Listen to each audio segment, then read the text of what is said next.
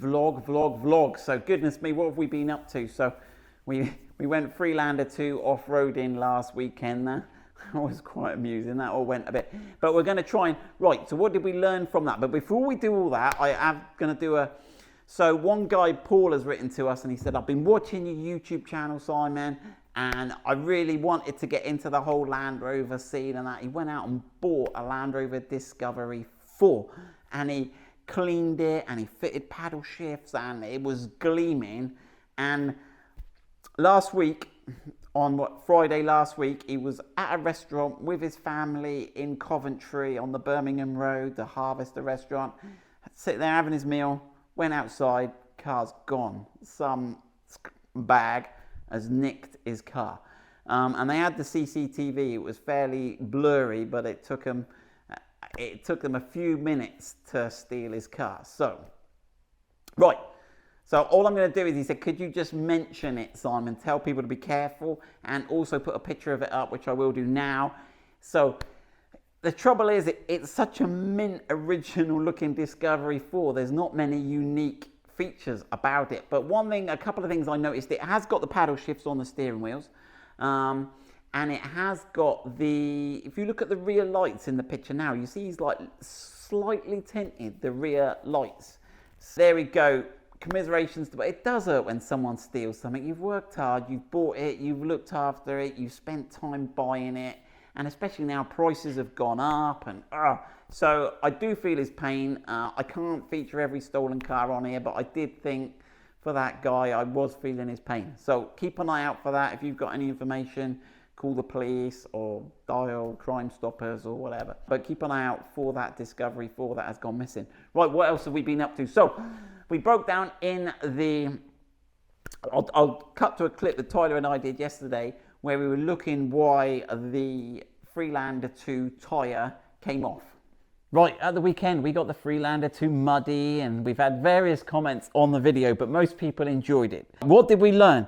We learned that this front tyre has gone flat. Now, I'm probably not going to reuse this tyre. There's two reasons why. One, it was a remold anyway, and we drove on it flat, which isn't going to be very good for it. But I wanted to understand why it failed. Did it get a puncture, or did we just hit the side wall so hard, and there are some scrapes and things on that rim, aren't there, that it pushed the tyre off? And we'll discuss about that. Now, there are several options. I done a bit of that internet stuff. And here's one, I've discussed this with Tyler. So if it is that we've hit this hard and it's come off the rim and let all the air out, what about putting inner tubes in? Why don't we put inner tubes inside the tyre? And because my old car, my old Riley's got inner tubes inside the tyre like we have on a bike. And then if the tyre moves, the inner tube with the air is a pocket. So it doesn't let any air out. It's not sealed against the rim. It's just located against the rim. But apparently modern tyres, you get chaffing. No one likes chaffing, do they, Tyler? No. Don't want any chaffing. And apparently chaffing leads to failure of your inner tubes.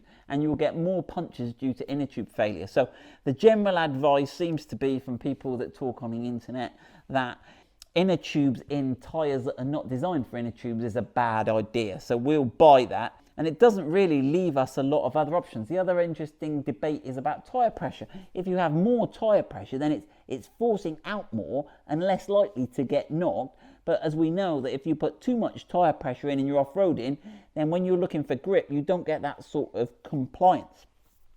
Could it be the fact that it's a remold and it's not an off-road tyre from whole construction? Could that be an issue? Yeah, that seems to be the main debating points. So anyway, let's see. Did it get a puncture or can we re-inflate it? Oh, they did also say we should carry, have you heard this one, Tyler? Have you heard this story? Apparently we should put some lighter fuel in the rim. We should have taken some lighter fuel with us and then throw a match or a lighter and it explodes and we could have re-inflated the tyre there and then on the car. That sounds a bit gung-ho to me. Yes, we had the children there. Apparently, right then, let's have a go. Let's see if we can get some pressure in this Badger. Oh, it's not sounding good, is it? Sometimes you got to... There you go. It's all in the kick, Tyler. Oh, why? You know it's going to go pop, but why does it make you jump every time? Going over. Oh. Is it going? Oh, That wasn't what I'm expecting. It's not going on my side. What oh, not up to much. Is it taking any air or is it leaking? It must be taking some, surely. Oh. Ah. Is it now leaking? What have we got going on? Ah, look, yes. We've ruptured the sidewall there. Right, so all that talk of inner tubes and all that. So yeah, we basically ripped into the sidewall there, look. It's quite a big... There you go, look. Just drive with your finger on there, Tyler. You'll be fine. Bit of tape. Just put a soldering iron across it. So there we go. Nice noise. Right. It's like the Tesla, look. It does fart noises. Right, so we've got 2 replacement tyres coming. We've got another problem now, Tyler, because this tyre... Now, if we carry a spare with us, the correct off-roadiness, which we should do, really, this won't fit in the boot. So our next quandary is where are we going to put a spare wheel with a full-size off-road tyre? But there we go, that's the Freelander 2 update. We are going to do some more updates on lessons learned. We've got a new jack. We're going to do a review of the new jack. What other thing? Key fob. We are going to try and pair a new key fob because we got stuck out of the car. It all went wrong. But we are going to try and use it all as learning lessons to see what we can do better next time. There we go. So there's a bit of tyre technology debate to be had. Right, Tyler and I, Monday and Tuesday this week, we went to Coventry for our course on electric vehicles. So it's a level 3 course because we were getting in that Tesla and we were taking the bumper off and there's orange wires and we thought, we better be careful here. So we have got all coursed up.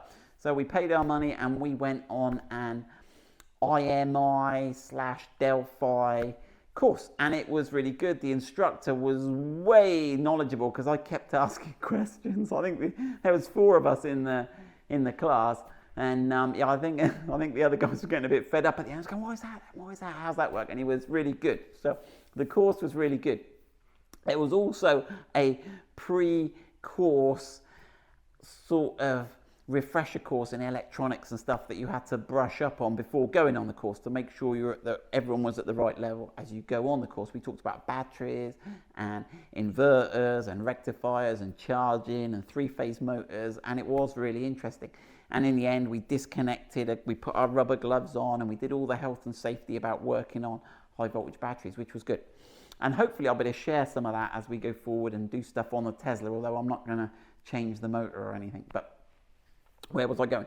So in the pre-course, I don't know if I should put this up really. It was quite funny. I'll put it up.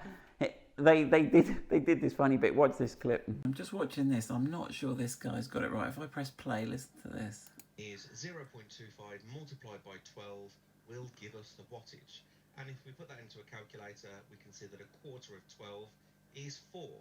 So No, a quarter of 12 is 3. So yeah, as you can see, there was a couple of others, but I'll just embarrass them with that one. But there we go. So that was quite embarrassing. But they did correct the course notes. They did email me back and say 108 people have done that course and no one else had spotted that. Or if they had spotted it, they hadn't told them about it to make it better for everyone else. So right, what else have we been doing? So that was our electronic vehicle course.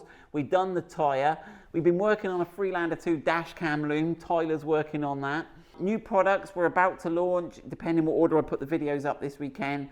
We have got new Evoque modern, what do we call them? Modernistic bonnet vents, dummy bonnet vents. They're quite sleek, they're quite cool. And we've also done the rear step that fits into the hooks on the rear defender. We've done that. Those videos will be going up. Those products are in stock now. So we have been getting a move on. We are still working through the Discovery 4. He's the other side of the door. He's banished. We have now worked out how to get sound out of that Android system. There's 2 wires you have to join together, and I'll put a photo on the screen now. You have to join the ground and a ground wire together, and now we've got sound out of it. I will do a review of that small screen system, then I'll put the car back together again as normal, then I'll do a review on the full screen system, so keep watching for that. I'll get a minute to do that. Full screen Android. Jack, we'll get that jack out in just a minute and we'll have a look at the jack. The Freelander 2 key fob's broken. You could see it locked me out of my car when I was broken down to add to my misery. So we will have a go at recoding a new key. I don't think I'm alone in that problem. Yeah, this was an interesting one. Come over. It's always interesting to see what's on the bench. What's on the bench? So I saw these on an Evoke 2, the new Evoke, and I thought they looked just like the Defender switches. So I bought a set and tried to plug them in. But Land Rover have designed a switch that looks almost the same and is 99.9% the same, but isn't. I'll put the pictures I took of them side by side.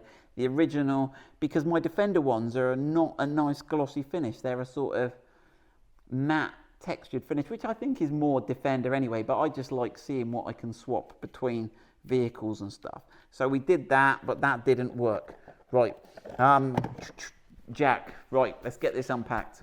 Right, so we broke down in the Freelander 2 and we didn't have a jack, which is bad and embarrassing and irresponsible of me, but we got out of that problem with help from somebody.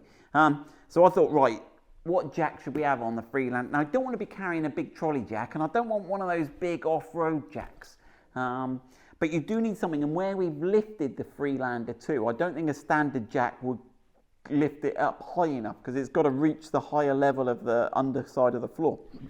So we've bought this jack. Now, it's interesting. Now, I've been talking to a company in South Africa, and I'll put the details on the screen, and they have designed an off-road jack, and they do want me to sell it, and I do want to sell it, but the problem is I'm kind of worried that they've got limited certification with it, and if you're jacked up and it collapses and hurts someone, that's going to be an issue for me. So it's that whole wanting to launch products, but when you're jacking something up in the air and you've got 2 tons, I don't want to be afraid of litigation, but we've got to be, oh, this looks nice. So I went for this one, and this one is not an ordinary bottle jack. I'm hoping it's not. I haven't opened it yet. I'm hoping it's a double ram one. I'll put the website up where I bought this from. I think it was £69, which I didn't think was too bad value, but we'll have a look. What have we got? We got some poles here. Whoa! Make a wind chime out of these, look. So I guess these slot together. I've got no idea what I'm doing here. What do you reckon, Zach? Yeah, there you go. So that's it looks like it's all compact. Here we go. IQ test. Right. I like the little bag though. That's all right, isn't it? It's got instructions. Should we read them? I've got my new glasses. I can read now. There we go. It's all in German, but I think they got some English in there, right?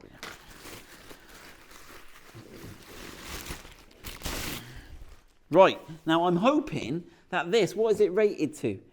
5 tons. So that's going to do us plenty. Now, initially, when you've got one of these bottle jacks, I was attracted to it. Does the top unscrew or not? No.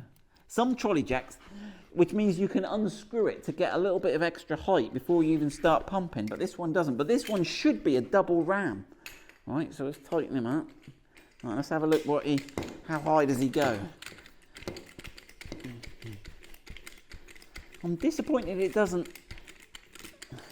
Does that unscrew? It's not unscrewing at all there, is it? No. Right, we might speed this bit up.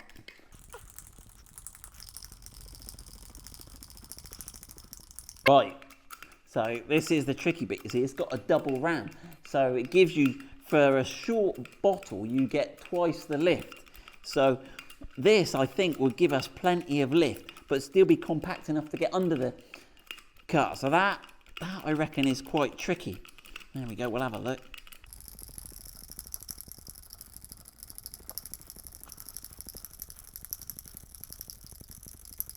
That's it now, isn't it? Is it still going up? Or that's it, I think it's still going up. It's still, oh, that's it. Oh, there you go. I can feel the pressure now. So that's it, fully. So you've got a little, I don't know, that doesn't appear to come out. I'll read the instructions. But that's a pretty good lift. Now, obviously with a bottle jack, you've got to be careful. It almost needs a little 3D printed base with a bit more grip to sort of, because when you're on mud and stuff, but I think we'll end up carrying a little bit of wood to spread the load, because otherwise the jack sinks into the ground and all you do is, the car doesn't go anywhere, the jack just submerges. So we've got a good jack there. What's If you know what is a good compact jack, let us know your thoughts. Share. That was just my first guess. Again, I've got no affiliation to this company, but I'm quite pleased with that. And the little case and that looks all right.